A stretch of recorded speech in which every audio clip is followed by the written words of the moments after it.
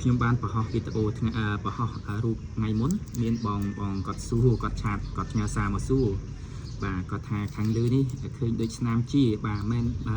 រឿងពិតបងយើងត្រូវកាត់ជាផ្ដាច់វាបន្តិចដើម្បីឲ្យប្រឡូកវាងាយនឹងដោះនេះបងប្អូនអានេះវាដោះមកពីរបាទវាដោះមកពីរអញ្ចឹងដោយសារខ្ទឹមក្រហមនេះវាមាន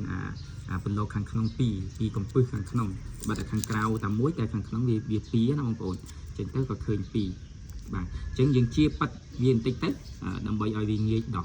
ដោះចេញមកបងប្អូនហើយទឹកនេះអត់មានប្រើអីទេបងប្អូនទឹកធម្មតាយើងតែមិនមែនទឹកបើកពីរ៉ូម៉ាណេមកប្រើភ្លាមណាបងប្អូនបាទទឹកបើកពីរ៉ូម៉ាណេមកបងប្អូនត្រូវទុកពី3យប់សិនទៅចាំយកមកប្រើហើយចាក់នេះតាមពិតអានេះខ្ញុំថែមរឿងលើសតាមពិតយើងចាក់ខាងក្រោមទេចាក់ត្រឹមកន្លែងរឹសវាចាញ់នេះបងប្អូននេះចាក់ត្រឹមកន្លែងរឹសកុំឲ្យចាក់លិចមកដល់ផ្លែដល់មើមរបៀបនេះវាងាយរលួយខាងក្រោមនេះបាទងាយរលួយ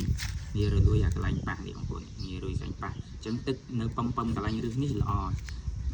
ខ្ញុំចាក់មិញរឿងជ្រុលជាមួយខ្ញុំនឹងចាក់ចាញ់វិញបាទខ្ញុំចាក់ចាញ់វិញបន្តិចបាទហើយ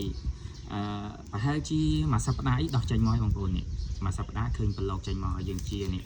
បាទវាតាមមើមខ្ទឹមដែរមើមខ្ទឹមខ្លះដោះលឿនមើមខ្ទឹមខ្លះដោះយឺតវាអាស្រ័យទៅលើគុណភាពរបស់មើមខ្ទឹមនឹងដែរបាទហើយការបដោះរបៀបនេះយើងអត់បានមើលណាបងប្អូនគោលបំណងយើងចង់បានស្លឹកនេះយកមកស្លយកមកឆាទេបាទយកស្លឹកវានេះអានេះស្លឹកនេះខ្ញុំកាត់ម្ដងរួចហើយបងប្អូននេះស្នាមកាត់ចាស់នេះយើងកាត់ផ្ដាច់មកយកមកស្លម្ដងរួចហើយវាដោះមកវិញទៀតអញ្ចឹងយើងបដោះម្ដងនេះយើងអាចប្រមូលផលស្លឹក4-5 ដងនោះបងប្អូនបាទបានច្រើនដងដែរនៅពេលដែលវាវែង